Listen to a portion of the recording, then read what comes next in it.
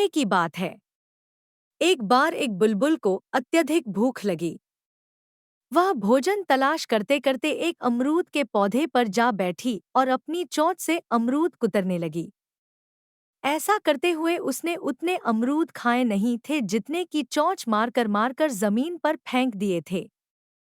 अमरूद के पौधे से इस तरह की बर्बादी सहन नहीं हुई। उसने बुलबुल से कहा, ओ बुलबुल, तुझ में और तोते में भला अब क्या फर्क रह गया है? वह भी खाता कम है और नष्ट ज्यादा करता है, तुम भी वैसा ही कर रही हो। उसकी यह बात सुनकर बुलबुल चिढ़ गई और बोली, तुम कितने मूर्ख हो, मेरी तुलना तोते से कर रहे हो? कहाँ मैं, कहाँ वो? अमरूद के पौधे ने पूछा, वह कैसे? मैं अगर पेट भरने के लिए फल खाती हूँ, तो साथ साथ तुम्हें मीठे गीत भी तो सुनाती हूँ, है ना? बुलबुल ने कहा।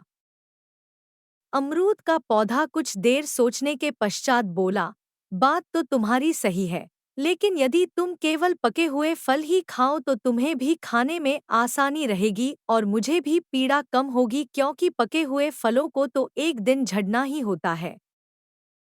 बुलबुल को उसकी बात जंच गई और वह खुशी खुशी मान गई।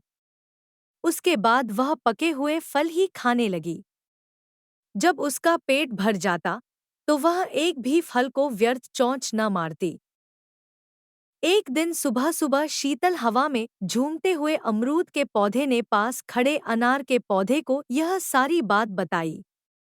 अभी दोनों पौधे बातें कर ही रहे थे कि इतनी देर में एक लड़का वहां आया और छड़ी की सहायता से अमरूद के पौधे पर वार करके अमरूद झाड़ने लगा।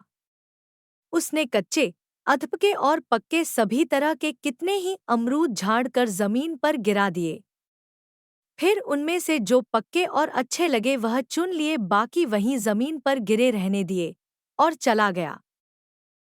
उसके जाने के बाद अनार का पौधा बड़े दुखी मन से बोला, मित्र अमरूद, बात तो तुम्हारी ठीक है, पर जो बात बुलबुल को समझ आ गई वह बात इन मनुष्यों को कब समझ आएगी?